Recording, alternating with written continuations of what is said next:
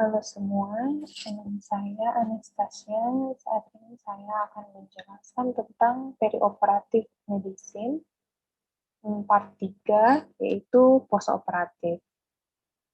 Periode postoperatif adalah periode yang dimulai setelah pembedahan dan anestesi, diakhiri sampai pasien pulih dari pengaruh anestesi. Tujuannya, pertama mengurangi angka mortalitas pasca operasi, kedua mencegah komplikasi, ketiga mengusahakan percepatan penyembuhan luka operasi, dan yang terakhir mengembalikan pasien ke kondisi pemulihan terbaik pasca operasi. Risiko pasca anestesi dibagi menjadi 3 kelompok.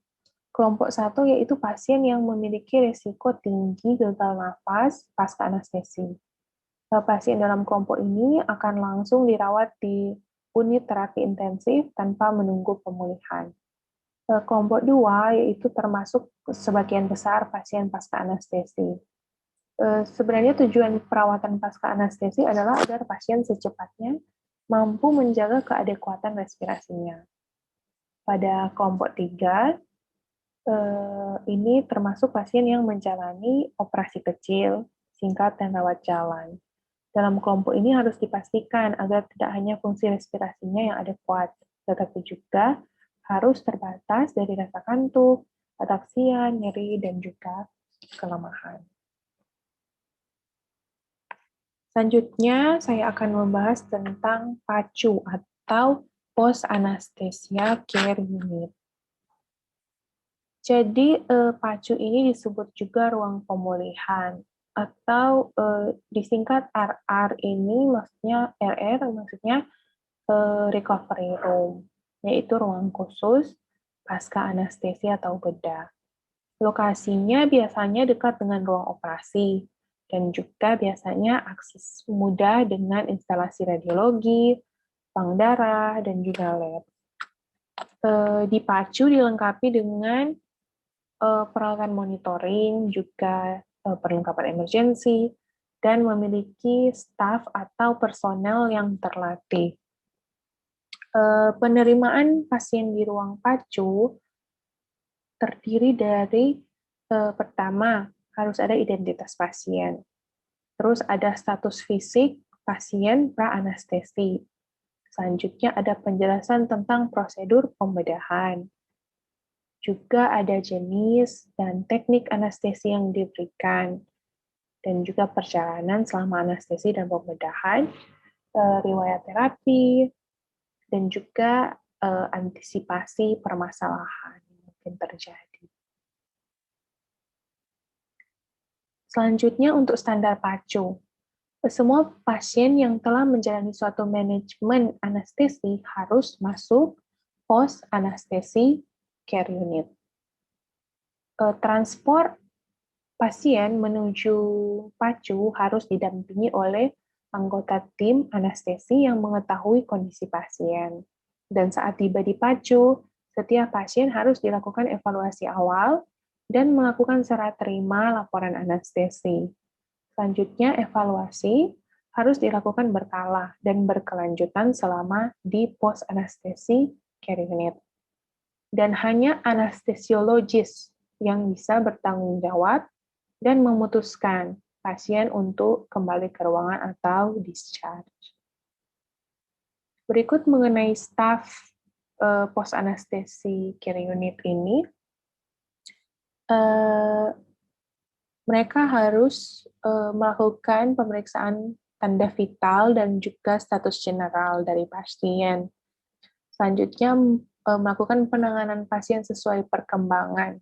Dan biasanya, staf PACU ini bersertifikat BLS atau Basic Life Support, dan minimal satu stafnya bersertifikat ALS atau Advanced Life Support. Stafnya juga melakukan balance cairan dan manajemen, dan juga pemberian cairan ataupun obat intravena. Diberikan juga analgesia, antimimetik, dan obat lain sesuai dengan protap setempat. Dan juga staf PACU melakukan pemeriksaan awal sesuai protap. Untuk peralatan yang dipacu yaitu seperti pulse oximeter, tekanan darah non-invasif, EKG, nerve stimulator, termometer, kapnograf, peralatan kamar operasi, dan ruang perawatan harus sesuai. Selanjutnya, rekomendasi pemantauan di PACU. Ada monitoring rutin, itu terdiri dari respirasi. Untuk respirasi, dilihat laju nafas, potensi jalan nafas, dan juga saturasi oksigen. Dan kardiovaskular, dilakukan pemantauan laju nadi, tekanan darah, juga tingkat kesadaran, suhu tubuh, dan juga nyeri. Untuk monitoring opsional itu tergantung dari kondisi pasien, seperti dilakukan EKG, blokade neuromuskular, suhu, dan juga dipantau urin output, dan drainage, dan dilihat juga apakah ada perdarahan atau tidak. Selanjutnya, permasalahan yang sering ditemui di ruang pos anestesi care unit, yaitu yang pertama ada gelisah. Gelisah biasanya karena hipoksia, juga asidosis, atau juga karena pasien merasa kesakitan. Bisa juga karena efek samping dari obat, misalnya ketamin. Untuk penata laksanaannya, kita harus pertama menyingkirkan penyebab, dan kita bisa memberikan terapi, seperti memberikan obat penenang, seperti contohnya midazolam. Yang kedua, permasalahan di ruang PACU yang sering juga ditemui yaitu gangguan pernafasan, yaitu berupa obstruksi jalan nafas, misalnya sumbatan lidah pada hipofaring, spasma laring, lendir dan juga air liur, atau mungkin bekuan darah, muntahan. Bisa juga dijumpai depresi pernafasan, yaitu bisa merupakan efek samping dari obat narkotik atau efek sisa dari obat masal relaksan atau pelumpuh otot. Dan juga bisa akibat dari gangguan keseimbangan elektrolit.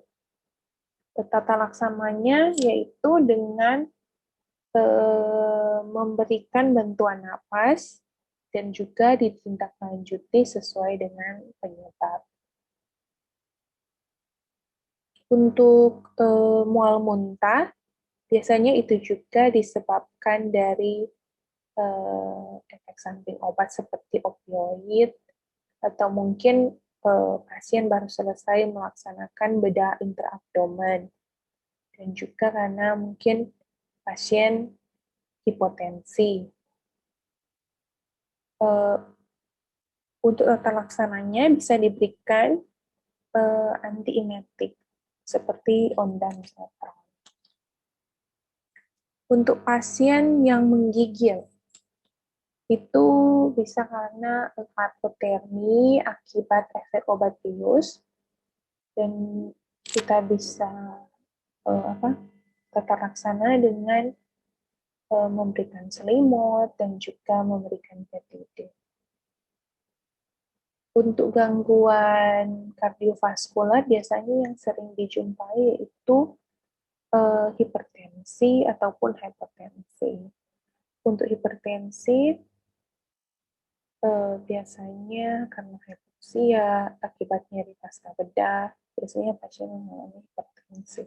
Dan untuk hipotensi itu bisa karena adanya perdarahan ataupun defisit cairan ataupun depresi otot jantung. Maka kita bisa melakukan evaluasi dan tata laksananya sesuai dengan penyebab. Bisa juga didapatkan gangguan irama jantung, itu karena misalnya ada gangguan keseimbangan elektrolit, hipokalemia, hiperkalemia, asidosis, alkalosis, dan lainnya. Selanjutnya untuk gangguan fungsi ginjal. Bisa ditemukan masalah pada prerenal seperti shock hipovolemik dan juga postrenal seperti misalnya retensi urin. Nyeri juga merupakan permasalahan yang sering didapati di ruang pacu. Ini biasanya kita melakukan evaluasi dan bisa dilakukan tata laksana dengan pemberian opioid atau NSAID.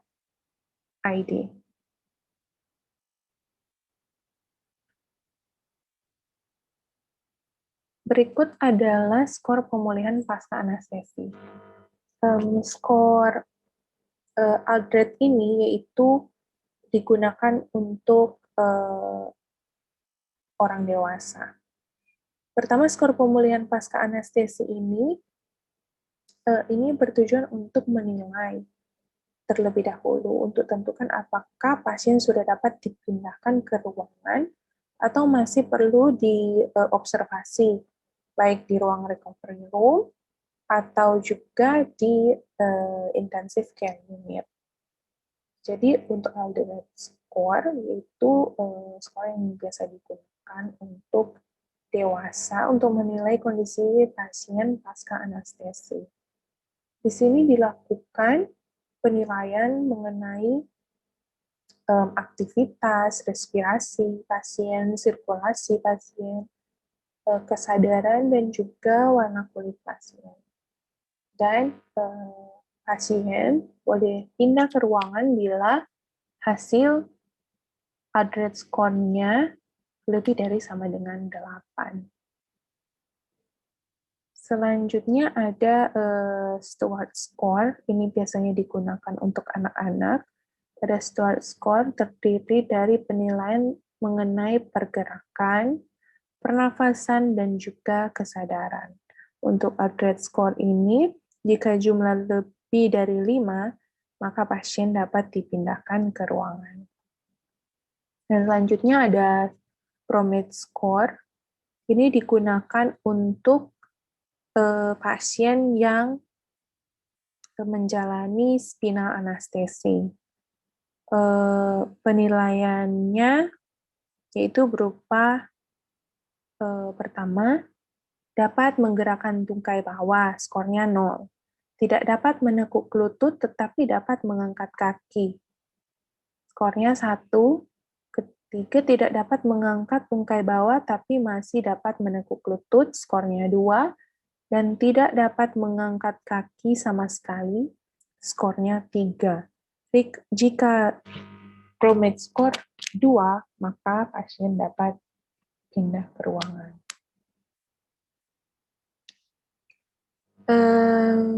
Selanjutnya ini adalah PADSS atau Post Anesthesia Discharge Scoring System, yaitu kriteria pemulangan pasien ODC atau One Day Care. Indeksnya terdiri dari tekanan darah, aktivitas, mual dan muntah, nyeri, dan juga perdarahan. Jadi bila skornya untuk PADSS ini lebih dari sama dengan 9, maka pasien cukup aman dipulangkan ke rumah.